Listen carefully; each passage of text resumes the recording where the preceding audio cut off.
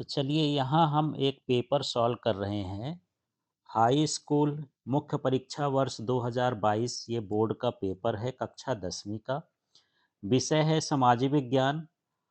तो इसके प्रश्न देखते हैं और इसके मॉडल आंसर देखते हैं कि किस प्रकार हमको बोर्ड में कित उत्तर लिखना चाहिए, कितना उत्तर लिखना चाहिए। तो लास्ट तक इस वीडियो में बने रहें और चैनल को सब्सक्राइब कर लें। आपके बोर्ड परीक्षा से रिलेटेड सारे क्वेश्चंस इसी चैनल में आपको मिलेंगे। तो चलिए इसका पहला प्रश्न है, सही विकल्प चुनकर लिखिए। फ्रेडरिक सारियो कलाकार थे, तो ये कहाँ के कलाकार थे? फ्रांस के। इसका अगला क्वेश्चन है, प्रथम विश्व युद्ध आरंभ हुआ, तो ये हुआ था 1914 में। इसके बाद है, मुंबई में प्रथम कपड़ा मिल स्थापित की गई थी, तो ये की गई थी 1854 में। इसके बाद है, प्रोजेक्ट टाइगर योजना प्रारंभ हुई थी, तो ये हुई थी 1973 में। इसके बाद है अगला प्रश्न, एक उद्योग जो चूना पत्थर को कच्चे माल के रूप में प्रयुक्त करता है, ये उद्योग होता है सीमेंट का उद्योग। फिर है प्रश्न, बहुजन समाज पार्टी के संस्थापक थे, तो ये थे काशीराम। अब इसके बाद यहाँ पर रिक्त स्थानों की पूर्ति करिए। तो चलिए इनके प्रश्नों को देखते हैं। फ्रांसीसी कलाकार फ्रेडरिक सारियो ने खालिस्तान चित्रों की एक श्रृंखला बनाई, तो ये 4 चित्रों की श्रृंखला थी। फिर श्रीलंका में गृह युद्ध की समाप्ति वर्ष खालिस्तान में हुई, ये 2009 में हुई। नेपाल की राजधानी खालिस्तान है, तो ये है काठमांडू। फिर प्रश्न है, एक प्रजातांत्रिक सरकार खालिस्तान के प्रति उत्तरदायी होती है, तो ये जनता के प्रति उत्तरदायी होती है। फिर यहाँ पर है अगला खालिस्तान, सांप्रदायिकता खालिस्तान के मार्ग में एक मुख्य बाधा है, तो यहाँ लोकतंत्र के मार्ग में मुख्य एक बाधा है। फिर है, भारत में सर्वाधिक साक्षर वाला राज्य खालिस्तान है, तो ये केरल है। फिर भारत में खालिस्तान अनुपात में श्रमिक असंगठित क्षेत्र में काम कर रहे हैं, तो ये भारत में अधिक अनुपात में। अब यहाँ प्रश्न है, सही जोड़ी मिलाइए। चलिए देखते हैं, वंदे मातरम ये बंकिम चंद्र चट्टोपाध्याय। फिर है हिंद स्वराज, तो ये हैं महात्मा गांधी। इसके बाद है गुलामगिरी। चलिए गुलामगिरी का जो रिलेशन है इनसे है, ज्योतिबा फुले। इसके बाद है प्रेस कानून की पुनर्समीक्षा, तो ये गवर्नर जनरल बेंटिक। भारत में वैश्वीकरण, ये 1991। आईएसआई जो मार्क होता है औद्योगिक वस्तुओं के लिए होता है। तो इस तरह से इनकी जोड़ी मिलाना है। और आपको ये भी याद रखना है कि ये सारे प्रश्न किसी भी फॉर्मेट में आ सकते हैं। जोड़ी वाला खालिस्तान में, विकल्प वाला और किसी में आ जाए, सत्य सत्य में, तो किसी भी फॉर्मेट में आ सकते हैं। तो इस हिसाब से पढ़ना है कि कैसे भी आए आपसे बन जाए। अब यहाँ चौथा प्रश्न है, एक वाक्य या शब्द में उत्तर लिखिए। तो चलिए पहला प्रश्न देखते हैं, औद्योगिक क्रांति सबसे पहले किस देश में प्रारंभ हुई? तो इसका सही उत्तर है इंग्लैंड। फिर है, सुंदरवन राष्ट्रीय उद्यान किस राज्य में स्थित है? तो ये है पश्चिम बंगाल। बांधों को आधुनिक भारत के मंदिर किसने कहा था? जवाहरलाल नेहरू ने। भारत की 2 खाद्यान्न फसलों के नाम लिखिए। तो ये है गेहूं और चावल। फिर है, प्रतिरक्षा तथा विदेशी मामले कौन सी सूची में शामिल होते हैं? तो ये होते हैं संघ सूची में। फिर है, सामाजिक विभाजनों का प्रमुख आधार क्या है? तो ये जन्म है। इसके बाद, भारत में केंद्रीय सरकार की तरफ से करेंसी नोट कौन जारी करता है? भारतीय रिजर्व बैंक। अब देखिए इसका पांचवा प्रश्न है, उत्पत्ति के आधार पर जैव एवं अजैव संसाधन है, सत्य है। भूमि एक असीमित संसाधन है, असत्य है। एंथ्रेसाइट एक सर्वोत्तम कोयला है, सत्य है। बंदरगाह जल एवं थल के मिलन स्थल होते हैं, सत्य है। यूरोपीय संघ का मुख्यालय ब्रुसेल्स में है, ये भी सत्य है। लैंगिक असमानता का आधार स्त्री व पुरुष की जैविक बनावट है, असत्य है। अब यहाँ छठवां प्रश्न है, औद्योगिक उत्पादन से क्या आशय है? जमशेद जी, जीजी भोमे कौन थे? चलिए इसके मॉडल आंसर देखें। तो यहाँ पूछा था औद्योगिक उत्पादन से क्या आशय है। तो औद्योगिक उत्पादन से आशय कारखानों में निर्मित होने वाली वस्तुओं से है। आप ऐसे भी लिख सकते हैं कि कारखानों में निर्मित होने वाली वस्तुओं को औद्योगिक उत्पादन कहते हैं। इसका अथवा वाला प्रश्न था, जमशेद जी जीजी भोमे कौन थे? तो जमशेद जी जीजी भोमे एक पारसी बुनकर के बेटे थे। उनके पास जहाज़ों का एक विशाल बेड़ा था। वे चीन के साथ व्यापार करते थे। अब ये है सातवां प्रश्न, गाथा गीत से क्या आशय है? इसी का अथवा प्रश्न है, प्लाटेन से क्या आशय है? तो देखिए गाथा गीत समझते हैं। लोकगीत का ऐतिहासिक आख्यान जिसे गाया या सुनाया जाता है, यह जनप्रिय होता है, इसे गाथा गीत कहते हैं।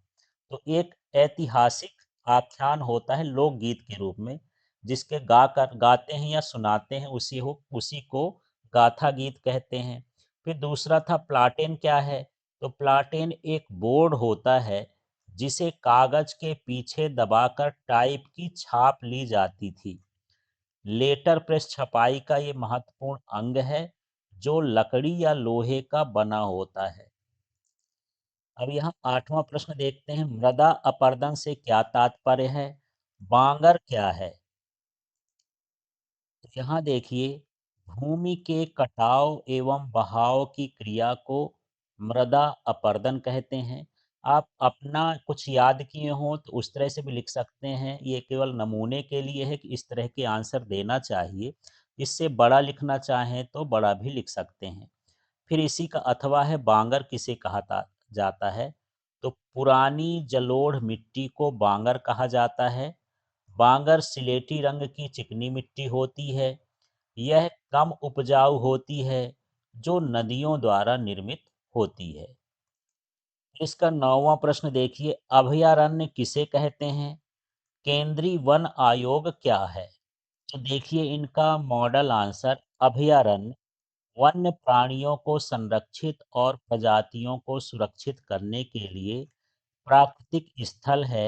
ये राष्ट्रीय उद्यानों की तरह ही होते हैं।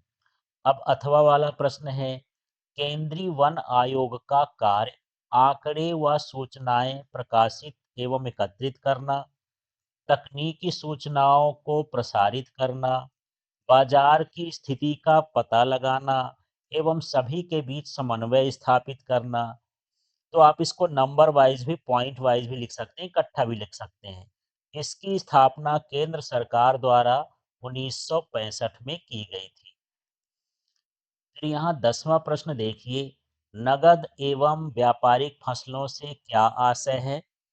इसका अथवा वाला प्रश्न देखिए, जूट को सुनहरा रेशा क्यों कहा जाता है?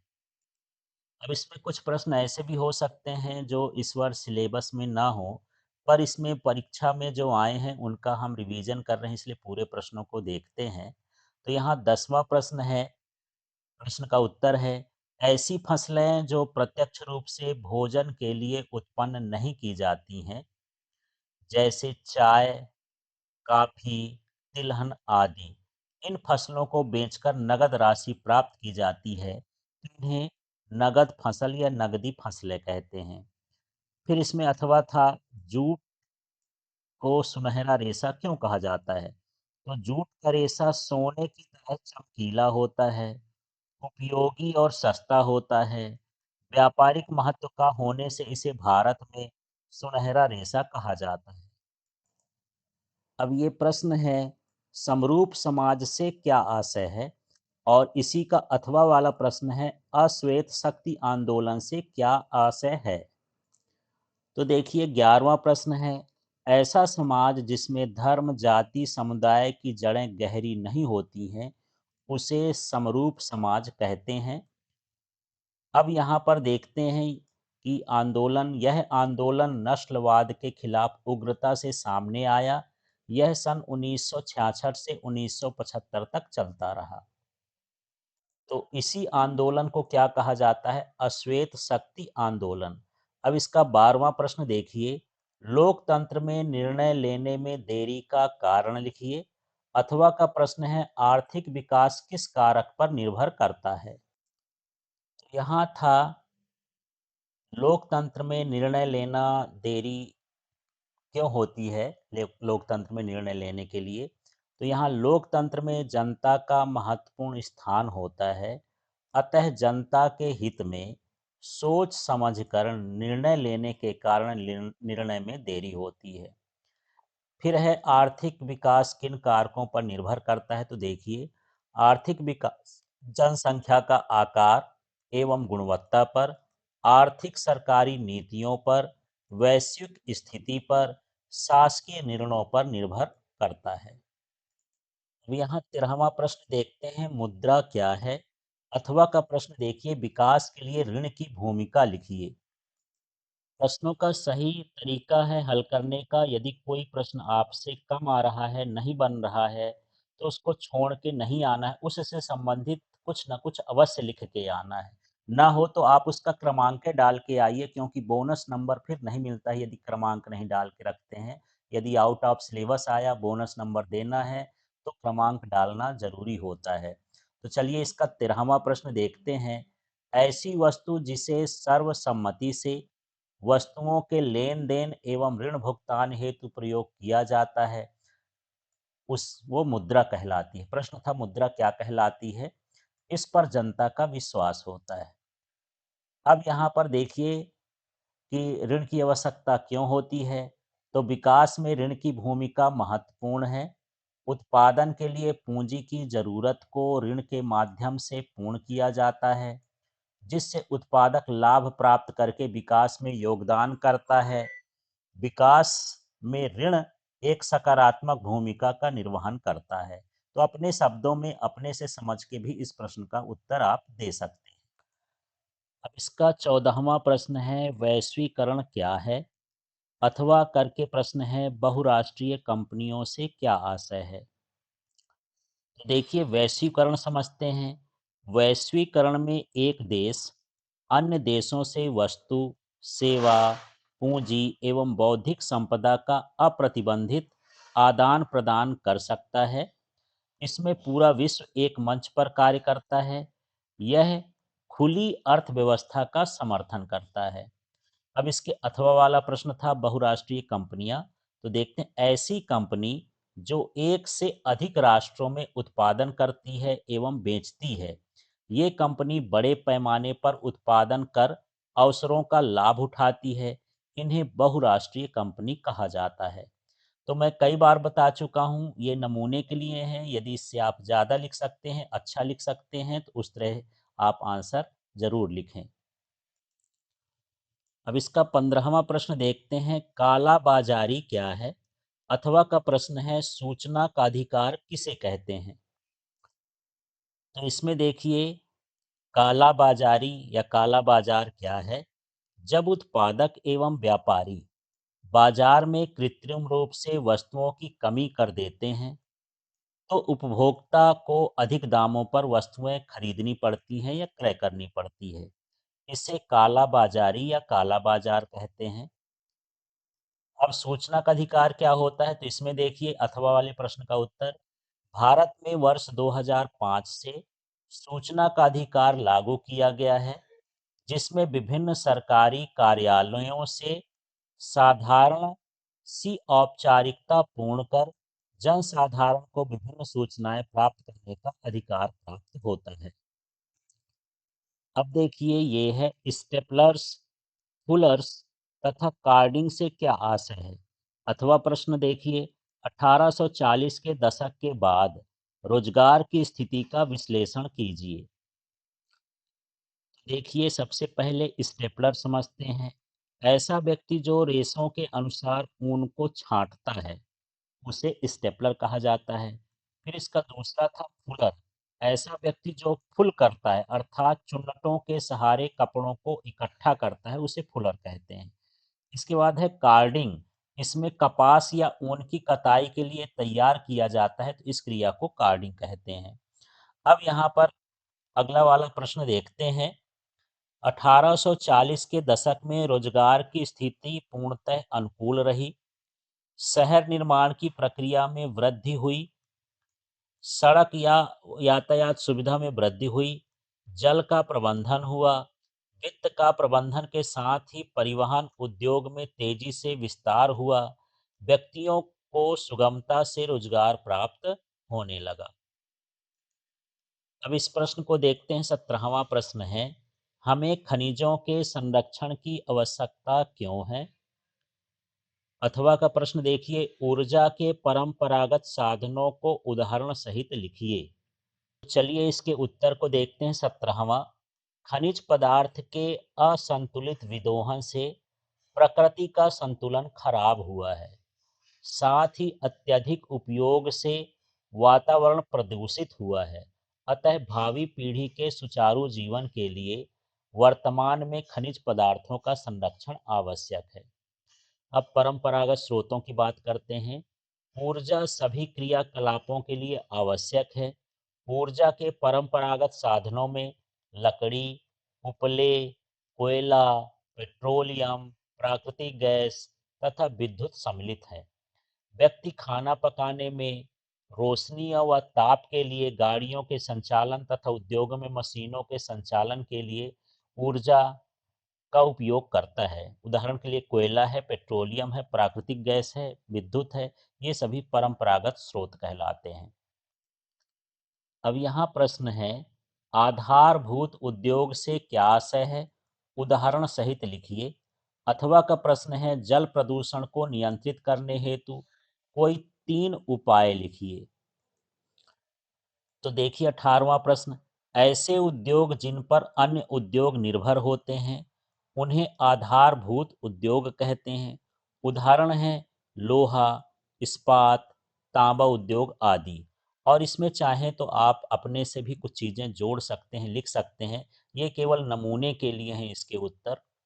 इसके बाद देखिए यहाँ पर वृक्षारोपण में वृद्धि, उद्योगों द्वारा विसर्जित जल पर प्रशासनिक निगरानी, उद्योगों को रहवासी बस्तियों से दूर स्थापित किया जाए, जल का सदुपयोग किया जाए। तो जल प्रदूषण का मैंने उत्तर बताया। कोई 3 उपाय लिखना था, और भी लिख सकते थे आप। कुछ और भी सोच के अन्य चीजें भी लिख सकते हैं, कॉमन क्वेश्चन है। इसके बाद देखिए 19वां प्रश्न देखते हैं। राजनीति दल से क्या आशय है? राजनीति दल की कोई 3 विशेषताएं लिखिए। तो चलिए, राजनीतिक दल क्या होता है?